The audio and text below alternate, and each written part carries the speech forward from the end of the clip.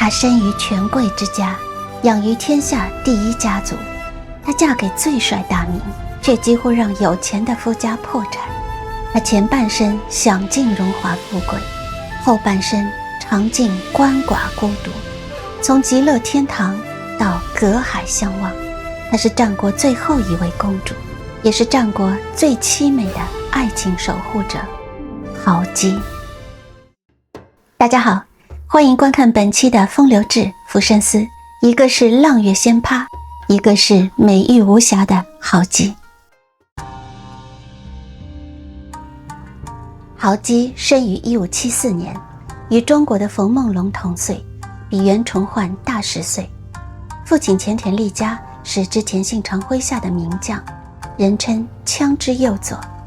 母亲阿松与织田信长的正室龟蝶、丰臣秀吉的正室宁宁并称战国三夫人。郝姬在2岁时送给当时的羽柴秀吉与宁宁为养女。那时的秀吉已从一介杂役跃升为信长最倚重的部下之一，在织田家中的地位甚至高于李家。这次送养在当时人眼中自然被视为一种有所图的政治投资。然而事实上，李家与阿松共有11个孩子，却只有郝姬一人被送出，这更像是一场出于情义的选择。阿松与宁宁的交情深厚，两人早在秀吉夫妻成婚之前就已相识，齐父时代便是邻居。来到安土时代，两对夫妻早已是夺交。宁宁婚后13年无子，而秀吉又常年与其他女子往来。阿松一路看在眼里，明白好友内心的顾忌，自己连续诞下子女时难免生出愧意。于是他割舍了身为母亲的天性，去成全了好友成为母亲的心愿。据说郝姬从小就容貌可爱，聪明活泼，她的到来对常年无子的宁宁而言是一份极大的慰藉。她对郝姬视如己出。郝姬的童年与秀吉的崛起几乎同步，从长滨到姬路，再到大阪和京都，她随宁宁四处迁徙，见证养父从一介家臣跃升为天下人的过程。在最初成长的10余年间，郝姬一直是秀吉夫妇唯一正式收养的孩子。尽管秀吉为了巩固政权，后来又陆续收养了几位少年养子与名门养女，但只有郝姬是他与宁宁从幼年亲手抚养、倾注真情的孩子。他不仅是宁宁的掌上明珠，甚至连秀吉对他的宠爱也是无以复加。据传，秀吉在出征时常在大战前夕写信问候郝姬：“你还好吗？有没有好好吃饭？”字里行间充满思念与疼惜。甚至在写给宁宁的信中，他也曾说过：“若郝姬是男子，我会将关白之位传给他。”郝姬是秀吉在有记录的书信往来中唯一常年被反复提及的女儿。随着秀吉成为天下人，郝姬也成为了大阪城中过着奢华生活的太阁公主，奢靡无度，众星捧月。史书称她为秀吉夫妇的秘藏之子，也就是极受宠爱，被视若掌上明珠的孩子。可以说，她是在秀吉夫妇俩过度溺爱与呵护中长大的。1588年，秀吉成为关白不久，14岁的郝姬奉命嫁给了备前大名16岁的宇喜多秀家，自此展开了一段凄美而又著名的爱情故事。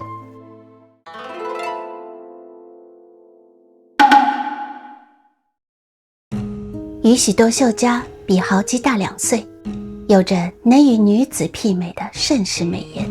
身高约170公分，通晓文化与礼法，擅长茶道、能乐、音手等5家雅士，并曾参与和歌会，文武兼修，自小便贵族气质出众，有着战国贵公子的雅号。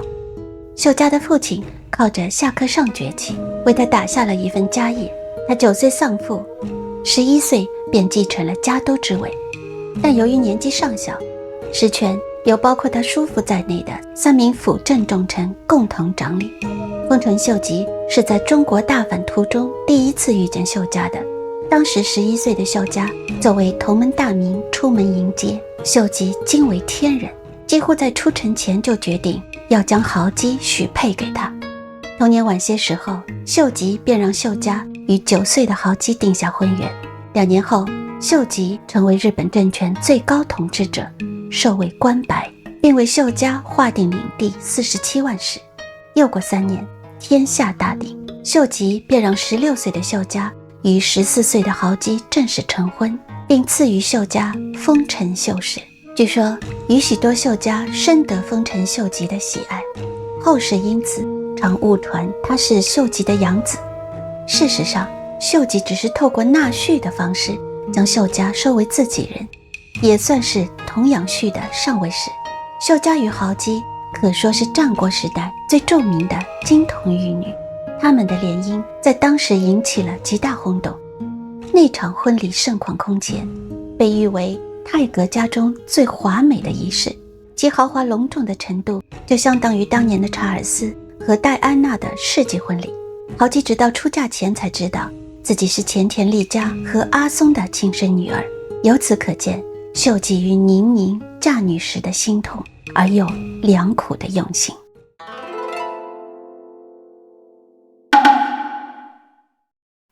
婚后夫妻俩感情很好，秀家是当时少见没有侧室的大名。要知道，他那时拥有47万石的领地，是战国日润榜排行第6，也是最年轻最帅气的富豪，仅次于德川家康、毛利辉元、前田利家、上杉景胜和岛津义久，是妥妥的已婚国民老公。可即便如此，因为豪姬在冈山城里极尽奢华，花费惊人，使得秀家多次向秀吉哭诉道：再这样下去，宇喜多家恐怕就要破产了。秀吉听了，马上便赏了他更多的金银财宝，笑着说：你家越富贵，我越高兴，这是我们家门的荣光啊。婚后数年，豪姬因为生孩子得了重病，秀吉怀疑这都是因为他狐狸附身作祟，就命亲信在京都最具权威的驱邪之地北野天满宫举行了伐除仪式，还发了一封猎狐令，与大明皇帝的反省式祈福不同。这份宣言有着明显的恐吓色彩，大意是：如果不让豪姬的病好起来，我就把京都的狐狸全杀光。结果豪姬果然恢复了健康，于是秀吉和狐狸双方相安无事。这段时光既是夫妻俩人生的巅峰，也是最后的幸福岁月。公元1598年，临终的丰臣秀吉将26岁的宇喜多秀家从朝鲜战场召回，任命他为5大佬之一，与56岁的德川家康、60岁的前田利家、41岁的毛利辉元、32岁的上杉景胜变脸，成为政权核心中最年轻的一员。秀吉这样安排，不只是因为他是自己最宠爱的女婿，更因为他深知秀家就是那种不二臣。对他来说，这个青年是他死后能给予幼子秀赖的多一份信念与保障。4个月后，秀吉病逝于福建城，丰臣政权从此失去了灵魂支柱。战国最后的浪涛正向这对年轻的夫妻席卷而来。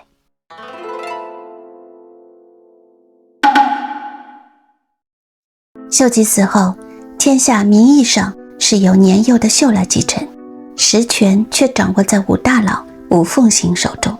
5大佬之中的德川家康逐渐削弱丰臣势力，开始与其他大名之间联姻、争地、调兵。唯一能与之抗衡的前田利家也在次年去世，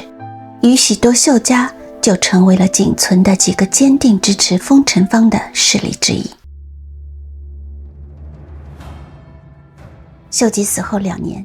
终于丰臣家的石田三成发动了关原之战，讨伐德川家康，号称西军，而德川家康则是东军。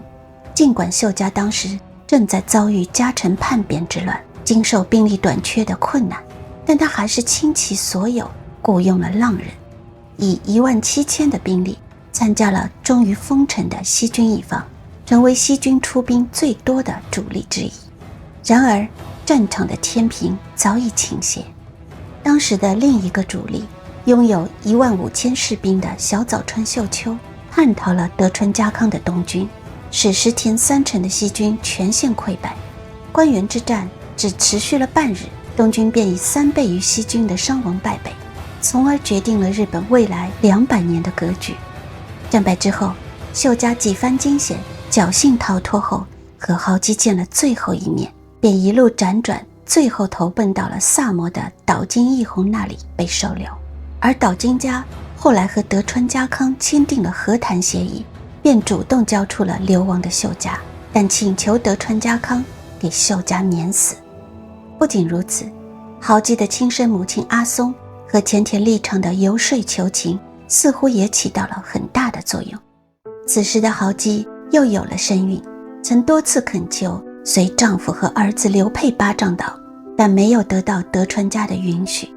于是他先是回到养母宁宁那里侍奉了她一段时间，后来在前田家的安排下，又来到了前田的领地金泽，在前田家督，也就是自己亲哥哥的庇护下，领受了每年1500石的化妆费，相当于当时中级武士的收入。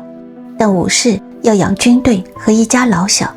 豪基的住处本来就由前田家提供，同样的收入就养他一个人，虽然和他以前的1掷千金比起来微不足道，但要在金泽过上丰厚的生活是绰绰有余的。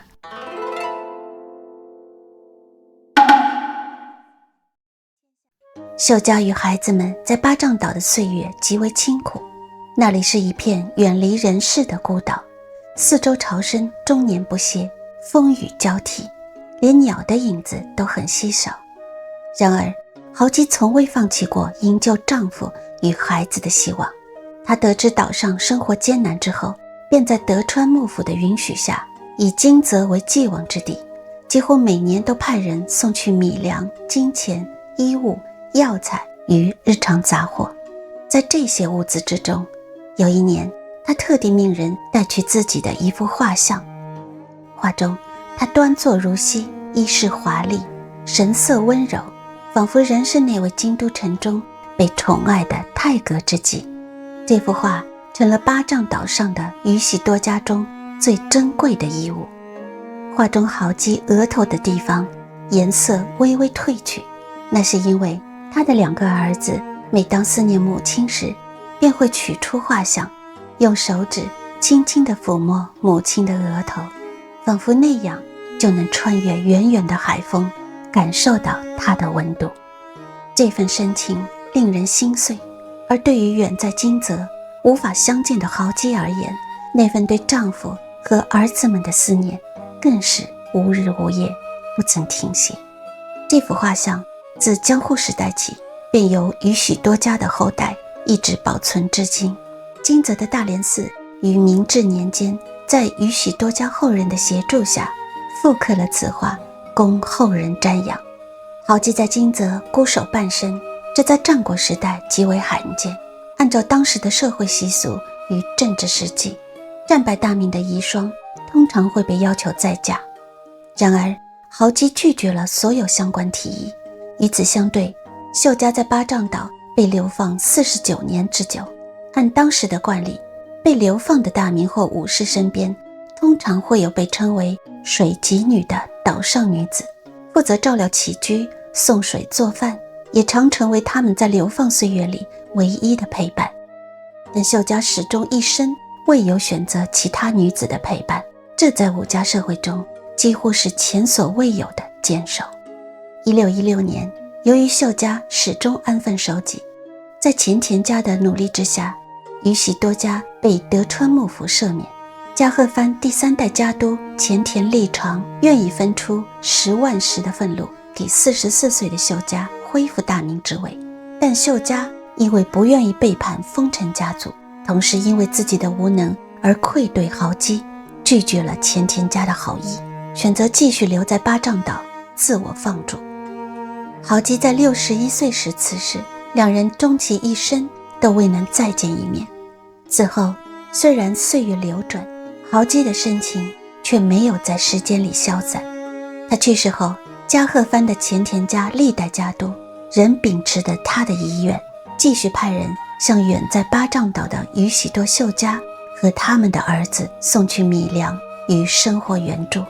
即使在秀家83岁辞世之后，这项支出也从未中断。最后他跨越了2个半世纪，延续了整整250年，直到德川幕府崩坏，明治维新之后，前田家才亲自派船迎接宇喜多家的后裔重返本土，安置于东京，并承担他们的起居费用。究竟是什么样的力量，能让一位退守娘家的女子，令母家在跨越时代的历史中仍持续向一个没落的外姓家族给予如此丰厚而不求回报的援助？想来无非不过是源于怜惜与敬重。不光是前田家，广岛藩主福岛正则的家臣们会将酿好的清酒分送给宇喜多秀家，事后还得到了福岛本人对家臣的赞许。而当地的贵族源氏后裔也会因敬重他的忠义与节操，时常设宴款待，使他在孤岛上即便生活不易，但仍然保有尊严。而身为豪基娘家的前田家，看到豪基和秀家隔海相望的思念之苦，又怎能无动于衷呢？400年后的今天，在秀家生前经常钓鱼的八丈岛南云海滩上，立着秀家与豪基的石像，两人并肩而坐，面朝他们当初的幸福时光，背前国的方向。海风长吟，浪声四语，他们再无战乱，无别离，只剩并肩的静谧。时间在那片海上流逝，潮声仍与当年无异，历史的荣辱早已淡去，只留下人间最质朴的一件事：等待。那一刻，也许豪基终于等到了他和家人的团圆。欢迎观看本期的风流志浮生思，一个是浪月仙葩，一个是美玉无瑕的豪基。还拜托您点赞关注我，也欢迎您在评论区留言分享您的观点，让我们下一次在风流中再次相见。